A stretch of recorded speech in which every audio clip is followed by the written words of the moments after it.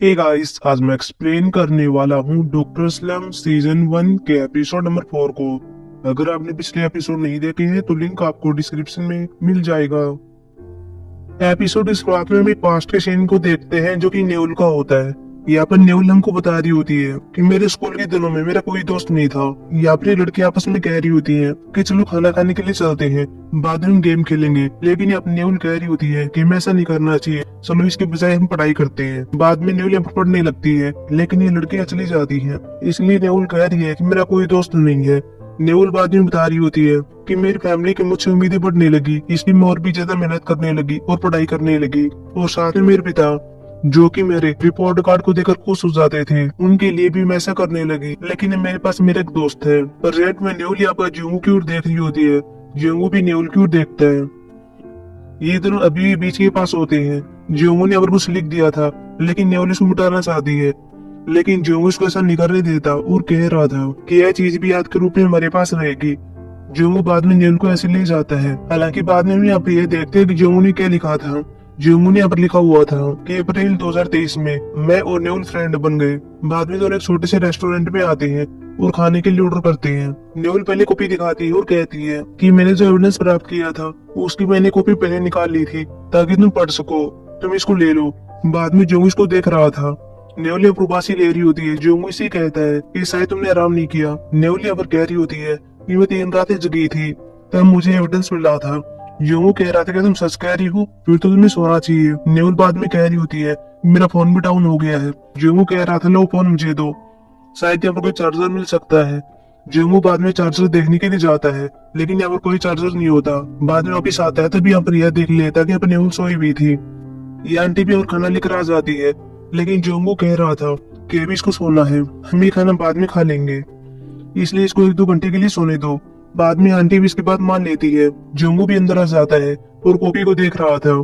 साथ में नेउल को देखता है। नेउल को यहाँ पर सर्दी लग रही थी।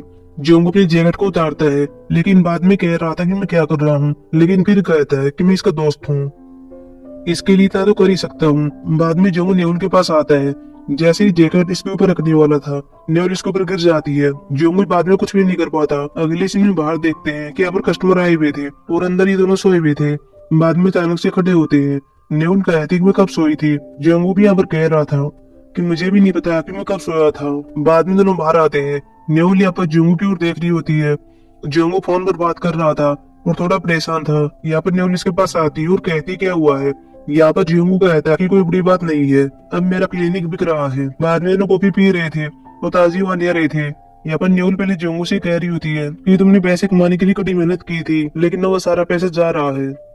तुम अपने जुर्माने को चुका रहे हो, साथ ही मुआवजे को भी। तुम अपने क्लिनिक को बेच रहे हो। जियोंगू यहाँ पर कह रहा था कि अगर मैं ऐसा कहूंगा कि मैं खुश हूँ तो ये झूठ होगा। सच कहूँ तो मैं हैप्पी नहीं हूँ, लेकिन मैं इस बात को लेकर हैप्पी हूँ कि मैं उन लोगों की हेल्प कर पाया जिसके भी हकदार थे।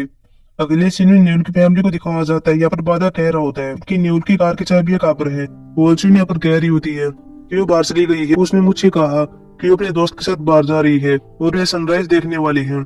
बादा यहाँ पर कह रहा था दोस्त कौन हो सकता है। यहाँ पर वॉल्चून कहती है कि और कौन होगा, होंगरन ही होनी चाहिए। तभी हम देखते हैं कि अपने इनके पास होंगरन आती है। यहाँ पर बादा कह रहा था मेरी बहन कहाँ पर है। होंगरन कहती है कि मुझे कैसे पता होगा, वो मेरे साथ नहीं थी। बाद में वॉल्चून कह रही होती है कि मेरी बेटी कहाँ पर गई होगी, उसका और कौन दोस्त हो सकता है।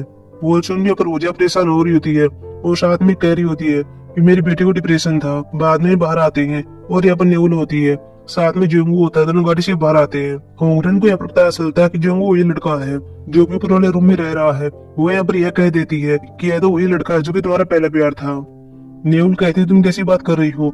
यहाँ पर इसकी माँ भी चौंक जाती है, लेकिन बाद में नेउल कहती है कि ये सब झूठ है, तुम सभी सब गलत समझ रही हो। नेउल बाद में होंगरन से बात कर रही होती है और कह रही होती है कि तुम यहाँ पर अचानक क्यों आई। होंगरन यहाँ पर कह रही होती है कि मैं अभी बिजी नहीं थी, मैं तुमसे मिलना चाहती थी ताकि हम थोड़े मजे कर सके। और वैसे मैंने सुना कि तुम्हें डिप्रेशन है। नेउल यहाँ पर पहले कहती है कि मैं तुम्हें बताया था कि मैं थोड़ी उदास थी। होंगरन यहाँ पर कहती है कि मुझे अंदाजा नहीं था कि तुम्हें इतना डिप्रेशन होगा। नेउल कहती है कि वैसे मैं ठीक हूँ और दवाइयाँ ले रही हूँ। नेउल को बाद में पता चलता है कि मेरी फैमिली बाहर होती है, वो इनको अंदर ले आती है और बाद में कह रही होती है कि ये मेरा पहला प्यार नहीं है, हम केवल दोस्त है, हमारे बीच केवल इतना ही है। बाद में होंगरन बाहर आती है। इसको नेउल की बार रोक लेती है और कह रही होती है कि तुमको एक अच्छा सा लड़का देखो और नेउल के साथ उसकी ब्लाइंड डेट सेट करो। तुम्हें बता के वो डिप्रेशन में है, अगर वो उसके साथ होगी तो हैप्पी होगी और मजे करेगी। होंगरन भी कहते हैं कि ठीक है मैं ऐसा करूंगी। होंगरन बाद में अपने क्लिनिक के अंदर आती है, पहले हेजी से पूछ रही होती है कि क्या तुम किसी डिसेंट पर्सन को जानती हो, मुझे किसी को ब्लाइंड डेट पर सेट करवाना है। वही हम डेंग को देखते हैं जो कि अपने ऑफिस के अंदर होता है और ये भी होंगरन के बारे में सोच रहा होता है कि इसने मेरे चैनल को सब्सक्राइब क्यों किया होगा। तभी हम देखते हैं कि पर हेजी आती है और कह रही होती है कि क्या ब्लाइंड डेट पर जाना चाहती है, लेकिन ये मना कर देता है। लेकिन बाद में हेजी बता रही होती है कि डॉक्टर होंगरन इसके बारे में पूछ रही है। डेंग बाद में टोक जाता है और कह रहा था कि क्या होंगरन यही है जिसने मेरे चैनल को सब्सक्राइब किया है। लेकिन यहाँ पर हेजी कहती है कि मुझे यकीन नहीं है, लेकिन वो आपको ब्लाइंड डेट पर ले जाना चाहती है, क्या आप जाना चाहते हैं? यह भी अब्राहम पर देता है। अगले इसमें जोंगू को देखते हैं जो कि अपने रूम के अंदर होता है और अपने आप से कह रहा था कि क्या वो सच में न्यूल का पहला प्यार था। बाहर यहाँ पर न्यूल भी आ रही होती है, पहले अपने आप को मिरर में देखता है और बाद में न्यूल से मिलता है। न्यूल इसको रिसर्च फाइल देती है और कह रही होती है कि तुम्हें इन्हें भी पढ़ना चाहिए। जोंगू यहाँ पर भी कह रहा था और फिर अपने आप से कह रहा था कि ये 3 रातों तक मेरे काम के लिए जगी रही, इसमें कोई शक नहीं है कि मैं इसका पहला प्यार हूँ। बाद में अपने से पूछ रहा था कि क्या तुम कॉफी पीना चाहोगी। न्यूल यहाँ पर हाँ भरती है। अगले सीन में दोनों बाहर बैठे भीतर कॉफी पी रहे थे। न्यूल यहाँ पर जोंगू से पूछ रही होती है कि क्या तुम कल फ्री हो, मुझे शॉपिंग करने के लिए जाना है, तुम मेरे साथ चलो। जोंगू इसके लिए हाँ भर देता है और बाद में कह भी रहा था कि तुम शॉपिंग क्यों कर रही हो, लेकिन ये बताती नहीं है, ये शर्मा रही होती है। जोंगू इस बात को नोटिस करता है और कह रहा था कि मैं सच में इसका पहला प्यार था, इसीलिए यह अपने पहले प्यार के सामने शर्मा रही है। जोंगू बाद में रूम के अंदर आता है और यहाँ पर पहनने के लिए कपड़े सिलेक्ट कर रहा था। अगले सीन में दोनों शॉपिंग करने के लिए आ रहे होते हैं। यहाँ पर न्यूल जोंगू से कह रही होती है कि तुमने टोपी क्यों पहनी हुई है। जोंगू यहाँ पर कह रहा था मैं नहीं चाहता कि लोग मुझको पहचाने। न्यूल यहाँ पर कह रही होती है मुझे तो इनवाइट नहीं करना चाहिए था।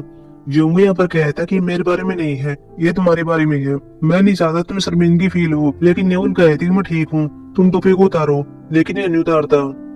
न्यूल भी इसको झपट पड़ती है और गिरने वाली होती है, लेकिन जोंगू इसको बचा लेता है।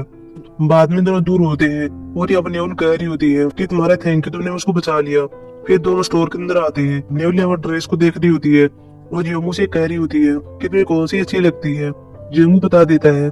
बाद में न्यूल ड्रेस चेंज करने के लिए चली जाती है। जोंगू भी अपने आप से कह रहा था कि न्यूल अभी भी इस बात की परवाह करती है कि मैं क्या सोचता हूँ। तभी तो लोग कहते हैं कि लोग अपने पहले प्यार को नहीं भूलते हैं।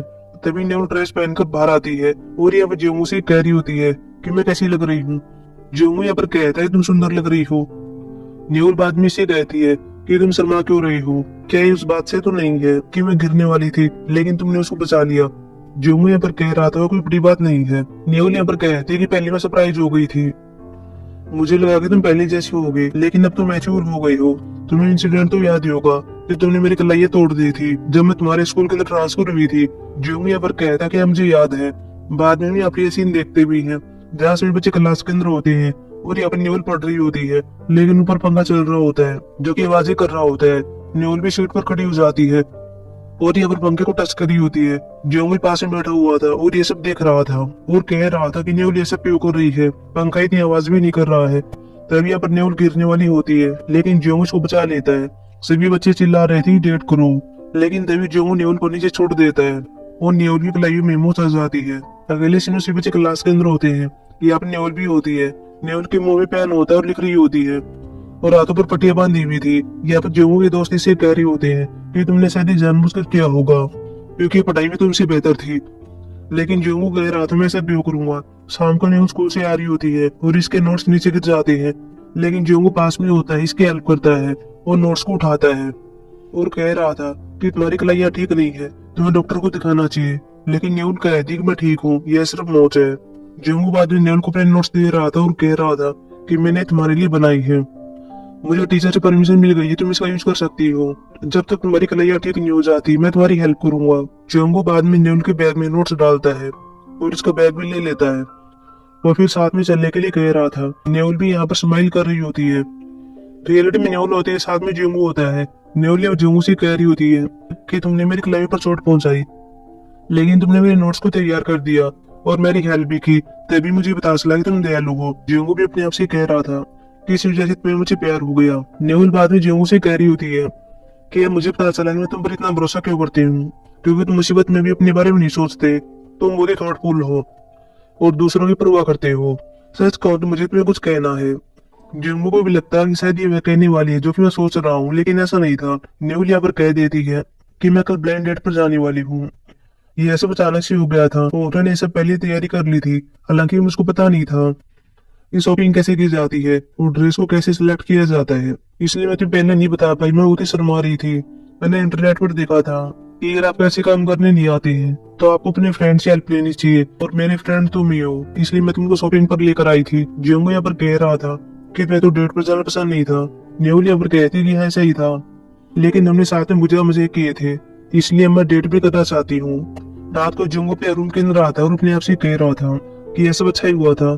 पहले मैं अनकंफर्टेबल फील कर रहा था, ये सोचकर कि मैं उसका पहला प्यार हूँ, लेकिन अब सब कुछ ठीक है। लेकिन बाद में परेशान हो जाता है।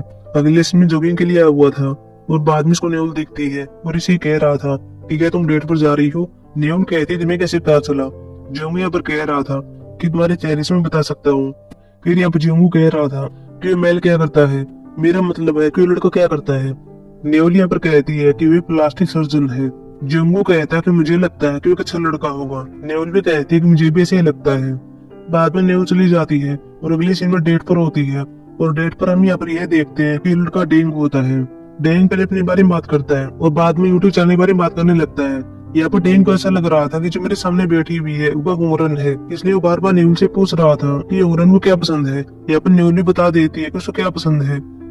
डेन भी अपने आप से कह रहा था कि थर्ड पर्सन के रूप में जॉब क्यों दे रही है। पास में कुछ लड़कियां होती हैं जहाँ पर हम डेन की बेटी को देखते हैं। इसका नाम यूनजियोंग होता है। इसकी फ्रेंड अपने पिता को देख लेती है और बाद में यूनजियोंग से कह रही होती है कि तुम्हारे पिता को उस महिला के साथ क्या कर रही है, तुम्हारे पिता शायद उसको लाइक करते हैं। वही डेन को भी पता चलता है कि ओरन का एक बेटा है। डेन भी अगर कह रहा था कि मेरी भी एक बेटी है, हालांकि मैं उसके साथ खेलता नहीं हूँ। बाद में यूनजियोंग आ जाती है और कह रही होती है कि आप यहाँ पर क्या कर रही है, क्या ये आपकी जीएफ है। लेकिन अब डेन कहते हैं कि नहीं, मैं ब्लाइंड डेट पर आया हुआ हूँ। यूनजून कहती है कि ब्लाइंड डेट पर क्यों आई है, मैं भी इन डेटों पर नहीं जाती हूँ, पर आपकी तो एज भी हो गई है और आपका भी तो तलाक हुआ था।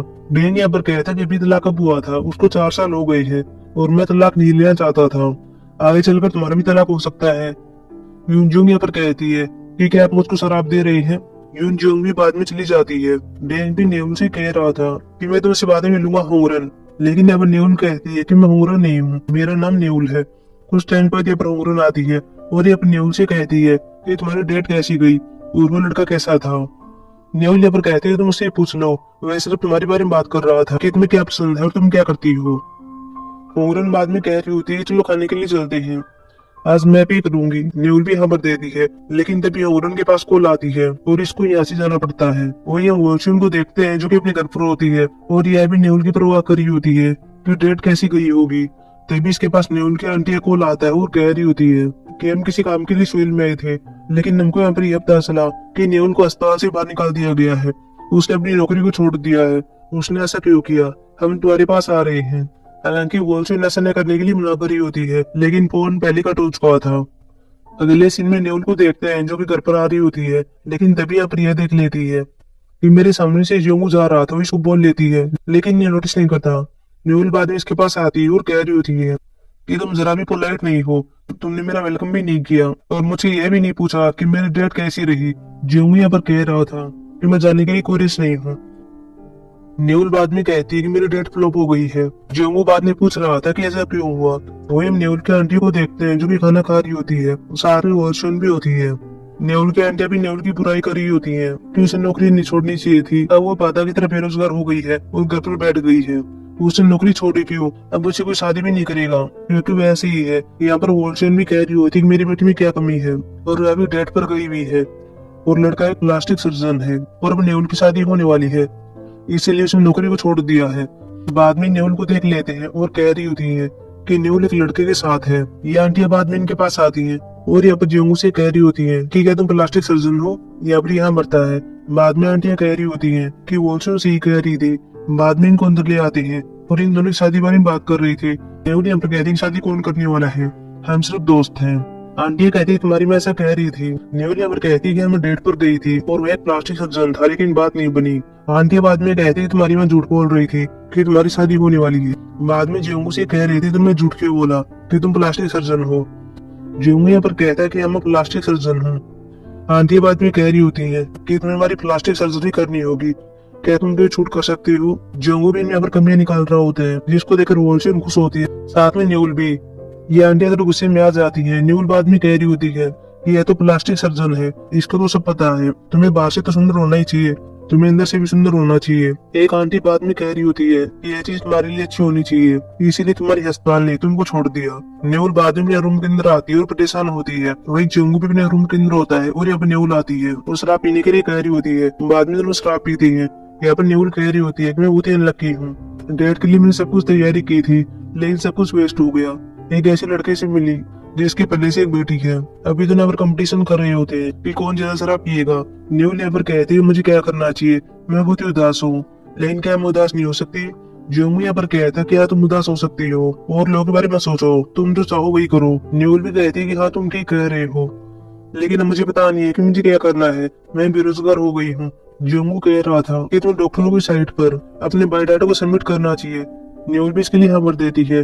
जोंगू बाद में और शराब लेने के लिए जाता है, लेकिन यहाँ पर यह देखता है कि बारिश आ गई है, लेकिन हम छतरी के नीचे शराब पी सकते हैं। बाद में दोनों छतरी के नीचे होते हैं।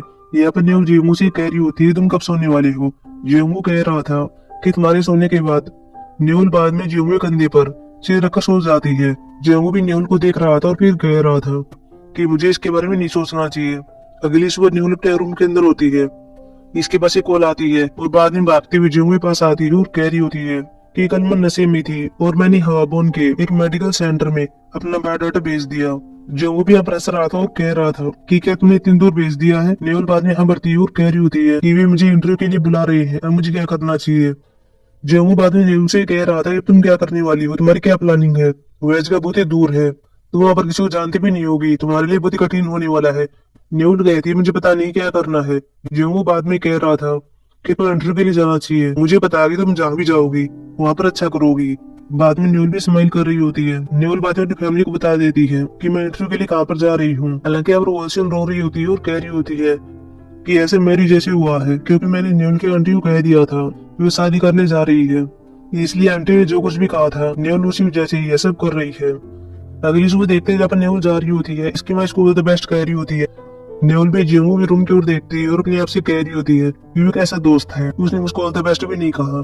हालांकि वो जोंगू यहाँ पर भेजने वाला था, लेकिन तभी उसके पास यहाँ पर क्यूमिन आ जाता है और बाद में दोनों खाना खाने के लिए चले जाते हैं। क्यूमिन यहाँ पर पहले कह रहा होता है कि मैंने सुना कि न्यूल ने तुम्हें एविडेंस दिया है, वह बहुत ही इम्प्रेसिव है। क्यूमिन बाद में कह रहा था कि मुझे पता है कि आज न्यूल इंटरव्यू के लिए जाना चाहती है। जोंगू यहाँ पर कह रहा था कि तुम कैसे जानती हो। क्यूमिन बाद में बता रहा था कि वह जिस क्लिनिक के अंदर इंटरव्यू देने के लिए जा रही है वहाँ पर उनको जानता हूँ, उन्होंने मुझे न्यूल के बारे में पूछा था, मैंने उनको सच्चाई बता दी थी, ये न्यूल की यहाँ पर किसी के साथ नहीं बनती थी, उसने यहाँ पर उन्हें प्रोफेसर को लात भी मारी थी। जोंगू यहाँ पर कहता है कि तुमने सब क्यों बताया, अगर तुम्हें बताना ही था तो सारी सच्चाई बता देते कि कैसे न्यूल को इतना काट लिया गया, कैसे वो न्यूल के साथ बुरा बिहेव किया करता था, तुम्हें ऐसा नहीं करना चाहिए था। वो यहाँ पर जाने के लिए बहुत एक्साइटेड थी। जोंगू बाद में यहाँ से भागता है। अगले से न्यूल ट्रेन में बैठी हुई थी और इस जगह पर आ रही होती है, लेकिन जैसे ही रेलवे स्टेशन पर आती है यहाँ पर इसको कॉल आती है, बता जाता है कि आपको अभी इंटरव्यू देने की कोई जरूरत नहीं है, हमें इसके लिए माफ कर देना। न्यूल बाद में ट्रेन की वेट कर रही होती है और इस जगह पर बैठी हुई थी। यह जोंगू के पास कॉल करती है और कह रही होती है मैंने इंटरव्यू नहीं दिया, मुझे ऐसा लगता है कि मैंने अपना जीवन गलत तरीके से जिया है। बाद में न्यूल की ट्रेन आ गई थी, जा रही थी, लेकिन तभी जोंगू इसके पास आता है, इसके हाथों पकड़ लेता है। न्यूल यहाँ पर इसे कहती है कि तुम यहाँ पर क्या कर रहे हो। जोंगू यहाँ पर इसे कह रहा था कि तुमने अपना जीवन गलत तरीके से नहीं जिया है, इसमें तुम्हारा कोई फॉल्ट नहीं है, मैं तुम्हें सब बताने के लिए यहाँ पर आया हूँ। एपिसोड के लास्ट में अभी बोनस क्लिप को देखते हैं जब हम क्यूमिन को देखते हैं जो कि नारा होता है और बाद में बाहर आता है, वो अपने पेन को उठा लेता है जो कि जोंगू के रूम के अंदर था। बाद में एपिसोड समाप्त हो जाता है। सो गाइस अभी मिलेंगे एपिसोड 5 में जो कि संडे को आने वाला है। तब तक के लिए बाय।